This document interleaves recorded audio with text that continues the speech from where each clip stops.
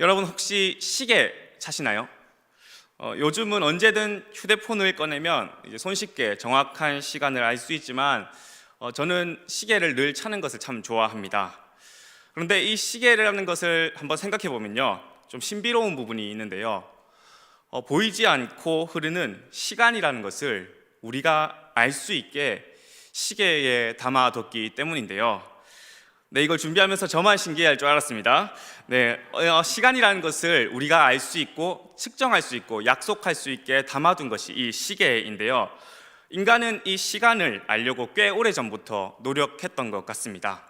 고대부터 해외 위치나 그림자 같은 것을 보면서 지금이 하루 중 어느 정도 되었는지 알려고 했었지요. 그런데 다른 어떤 시대보다 중세 유럽에서는 이 시간을 아는 것이 정말로 중요했습니다. 왜냐하면 예배 시간을 모두가 정확히 알기 위해서 시간을 알 수 있는 것, 즉 시계가 참 중요했습니다. 당시에는 시계를 구하기도 어려울 뿐더러 고가품이어서 아무나 가질 수도 없었습니다.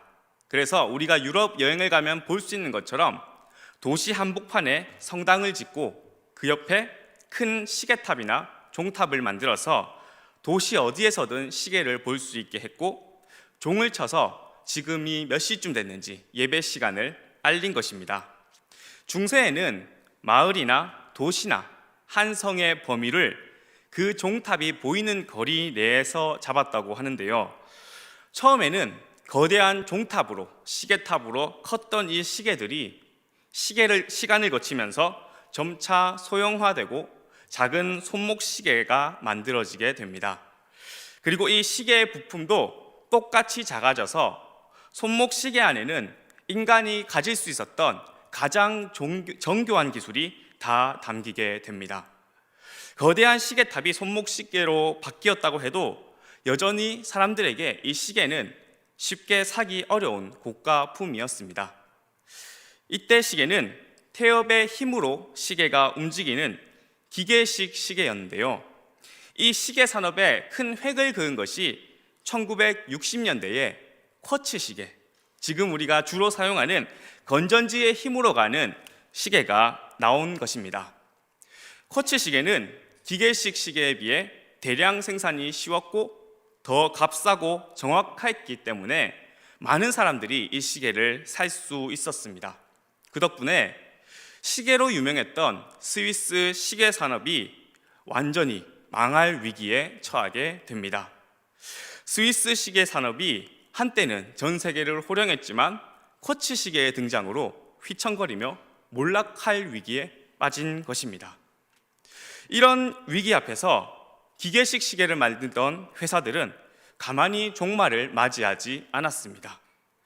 구조조정이나 인수합병 같은 여러 가지 방법들을 택하기도 했지만 오늘날에도 여전히 기계식 시계들이 팔리고 사람들 손목에 있는 가장 큰 이유는 따로 있었습니다.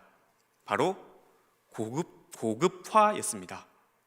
싸고 품질 좋은 쿼츠 시계들이 많이 쏟아져 나올 때 이 시계를 차면, 기계식 시계를 차면 사회적으로 성공했고 부유한 사람이다라는 이미지를 사람들에게 심은 것입니다. 그래서 기계식 시계 회사들은 여전히 살아남아 있고 세계 최고가, 최고급 시계라는 이미지를 여전히 갖고 있습니다. 위기가 왔을 때 이 시계 회사들은 자신들이 가진 시계를 더 싸게 팔면서 경쟁하지 않았습니다. 스스로의 가치를 스스로 깎아내리며 싸구려가 되는 길을 택하지 않은 것입니다. 오히려 자신들이 가지고 있는 고급스러운 이미지를 더욱 강화시켜서 자신들을 스스로 지켜낸 것입니다. 저는 이런 식의 이야기를 들으면서 우리가 가지고 있는 복음은 어떠한가라는 생각을 한번 해보았습니다. 우리는 복음의 가치를 들고 세상 속에서 살아갑니다. 그런데 세상에는 이 복음의 가치를 위협하는 수많은 것들이 있습니다. 복음을 대적하는 세상은 그리스도인들을 향해 때로는 죄로 흔들 때도 있고요, 복음보다 더 매력적으로 보이는 것들로 유혹할 때도 있습니다. 그럴 때 우리는 어떤 삶을 택해야 하는 것일까요?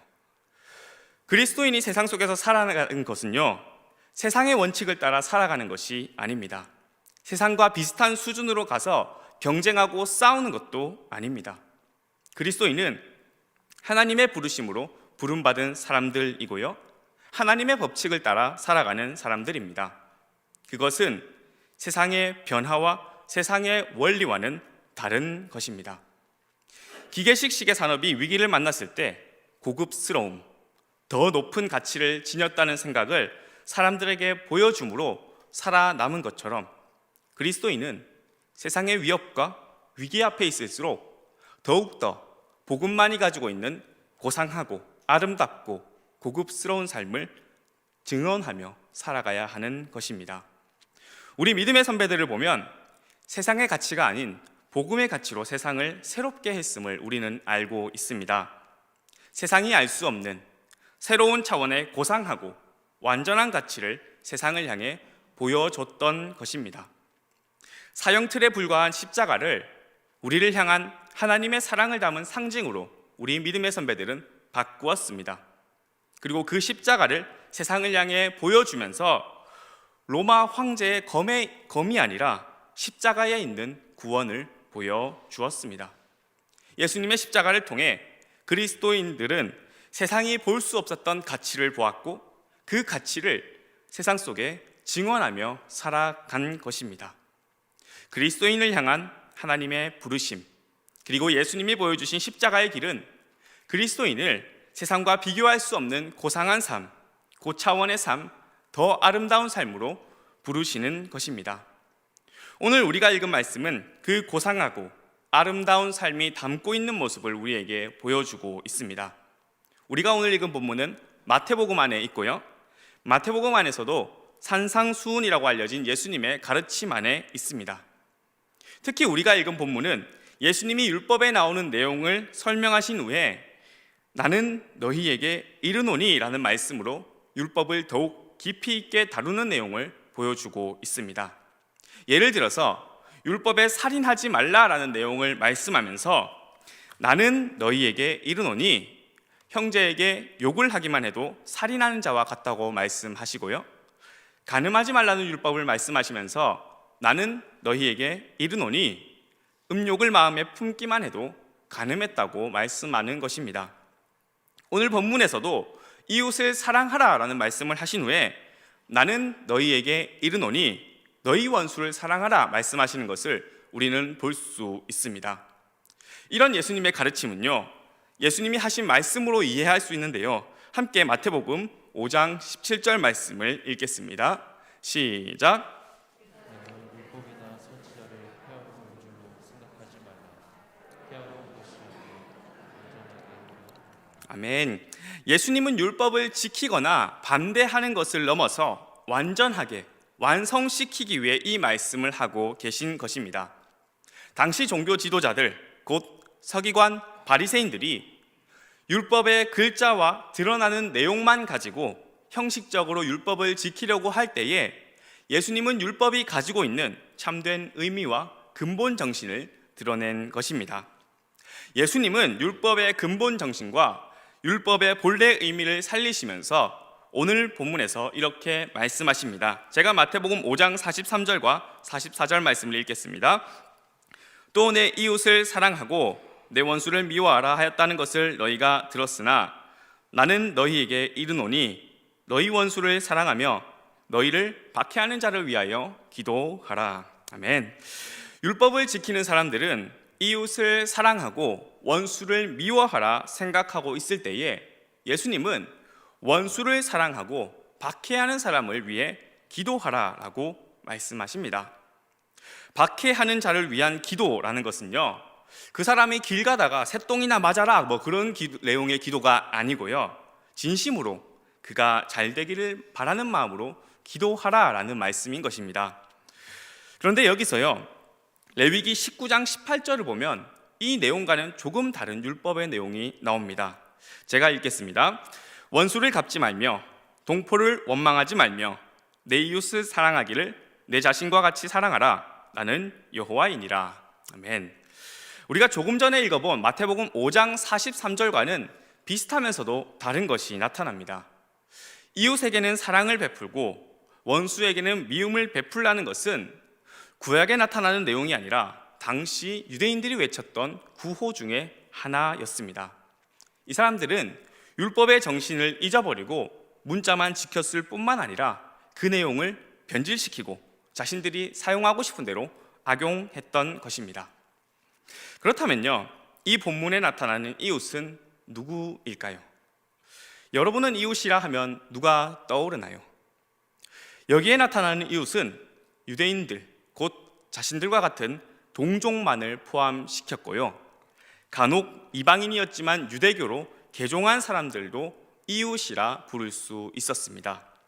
그 외의 사람들은 모두 이방인, 죄인, 원수들이었습니다.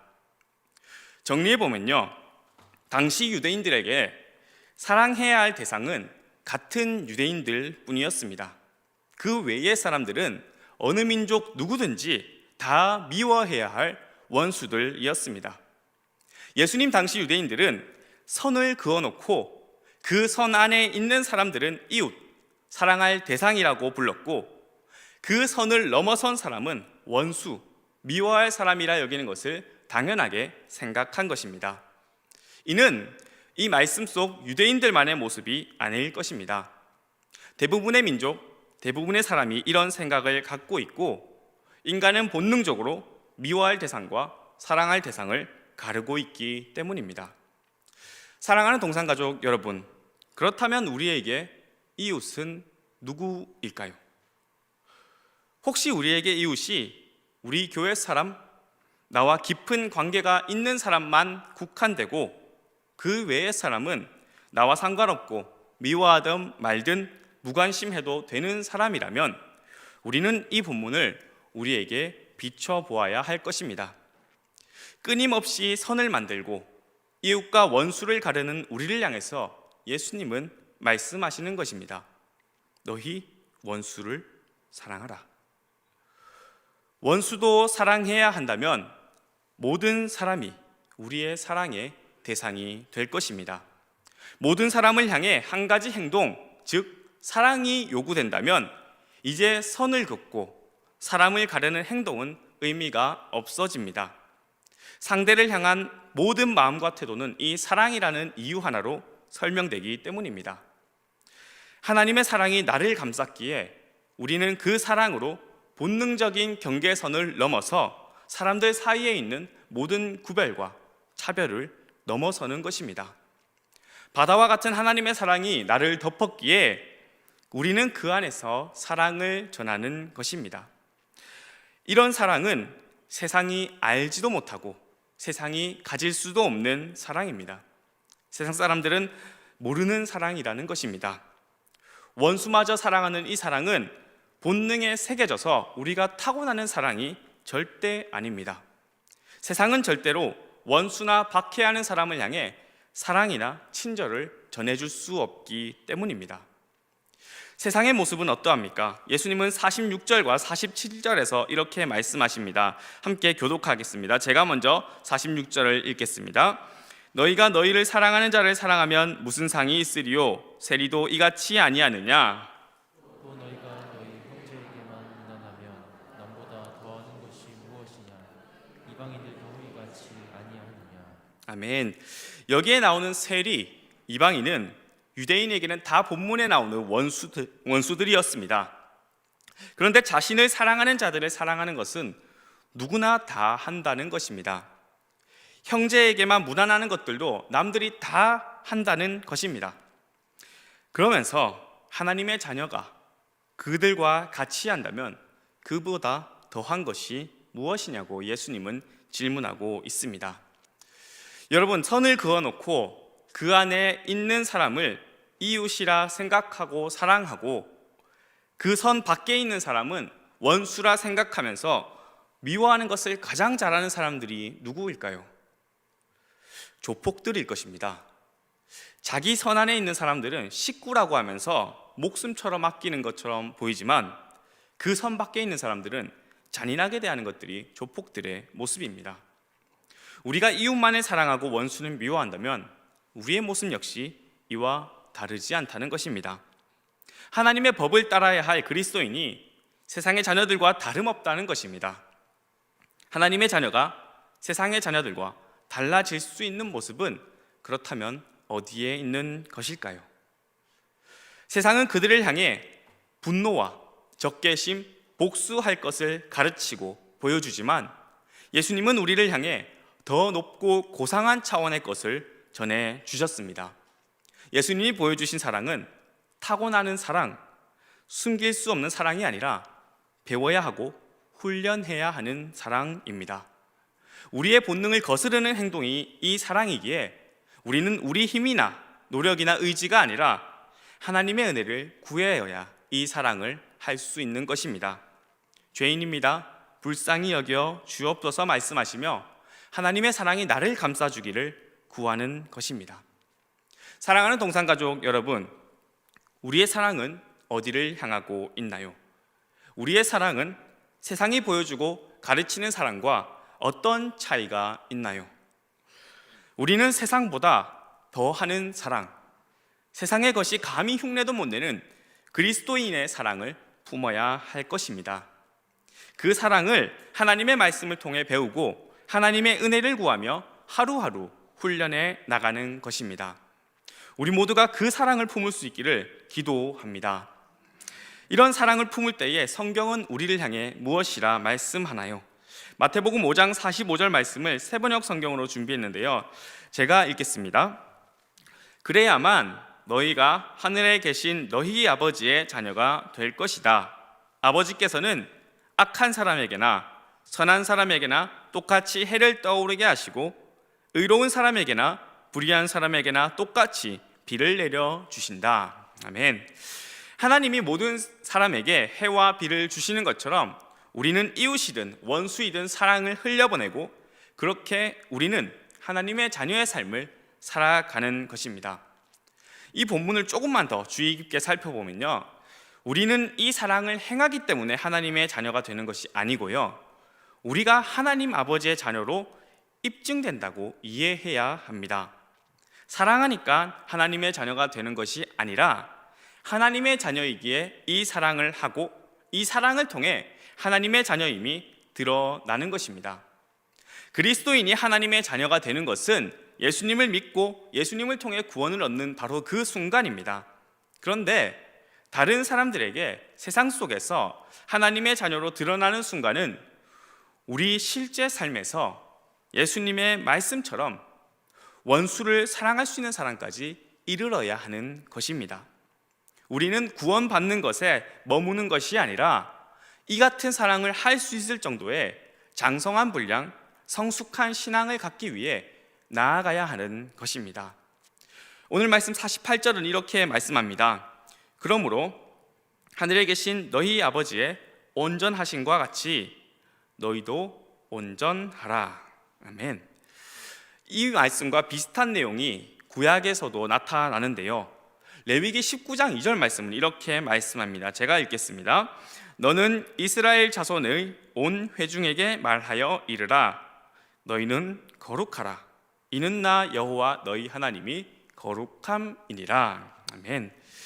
신약이 하나님의 자녀들을 향해 온전하라고 요구하고 있고요, 구약 말씀은 이스라엘 백성들을 향해 거룩하라라고 말씀하고 있습니다. 하나님의 자녀는, 그리스도인은 거룩하고 온전하신 하나님을 닮아가야 하는 것입니다. 우리가 이 말씀을 듣고 이 예배당을 벗어나는 그 순간부터 당장 온전해지고 거룩해지는 것은 아니고요, 그럴 수도 없을 것입니다.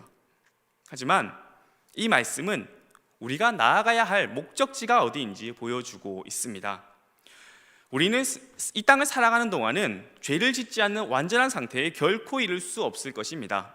하지만 우리는 날마다 거룩하신 하나님을 닮아가고 하나님의 온전하심을 향해 조금씩 나아가는 것입니다. 이 나아감은 내 옆사람과 하는 경쟁이 아닙니다. 내 옆사람과 경쟁하는 것이 아니라 절대적인 가치, 하나님을 향해 날마다 나아가는 것입니다. 그렇기에 남보다 조금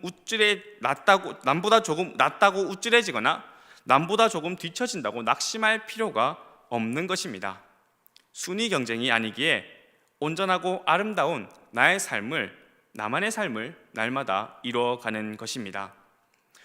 복음이 흔들리고 믿음을 지키기 어려운 시대에 우리는 세상과 타협하고 적당한 수준에서 살아가는 것이 아니라 세상이 갖지 못한 가치를 드러내며 온전한 그리스도인의 삶을 택해야 하는 것입니다. 독일의 보네퍼 목사님은 값싼 은혜라는 말 한 적이 있습니다.